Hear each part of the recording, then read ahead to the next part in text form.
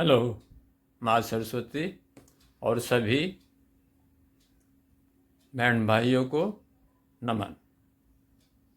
दोस्तों, मैं आज फिर से मंथली बजटिंग के बारे में आपसे बात करना चाह रहा हूँ। कृपया ध्यान से सुनें।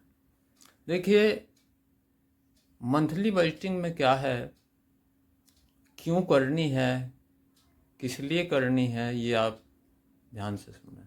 देखिए, आपको याद है ना, आपको याद होगा कि हमारे देश भारत में हर 10 साल बाद, कितने 10 साल बाद जनगणना होती है और उस जनगणना के आधार पर फिर पंचवर्षीय योजनाएं बनाई जाती हैं, जिनके माध्यम से हर क्षेत्र में लेकर एग्रीकल्चर से लेकर और सर्विसेज सेक्टर और अन्य सेक्टर्स में सबके लिए विकास योजनाएं तैयार करती। अगर हम अपने लिए 5 साल की योजना नहीं बना सकते, 1 साल की योजना नहीं बना सकते, तो कम से कम एक महीने के लिए तो हम अपनी योजनाएं बनाएं। तो उसी बारे में देखिए, रूल 70 एक इसके बारे में है। रूल 70 क्या कहता है कि रुपए की परचेजिंग पावर, क्रय शक्ति को आधा करना।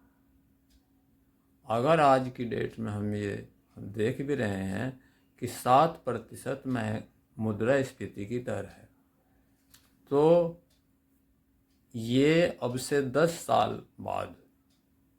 साल बाद यही जो आज हम कॉफ़ी का कप 50 रुपए का पी रहे हैं बड़ी चुस्की के साथ, ये कॉफ़ी का कप हमें 100 रुपये में मिलेगा।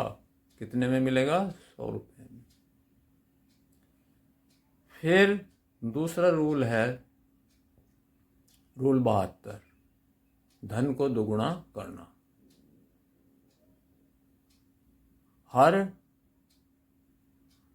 6 साल बाद, अगर 12% की एवरेज रिटर्न मानकर चले, तो हर 6 साल बाद जो है धन दुगुना हो जाता है। तीसरा रूल, अगर आपने 4 व्हीलर गाड़ी खरीद रहे हैं तो रूल रखें 20/4/10। 20% उसका वैल्यू का आप कैश पे करें। 4 साल का टेन्योर रखें ईएमआई का, और ईएमआई की वैल्यू आप जो आपकी इनकम है महीने की, उससे 10% से ज़्यादा ना रखें, नहीं तो आपका प्लानिंग ठीक प्रकार नहीं हो पाएगा। धन्यवाद।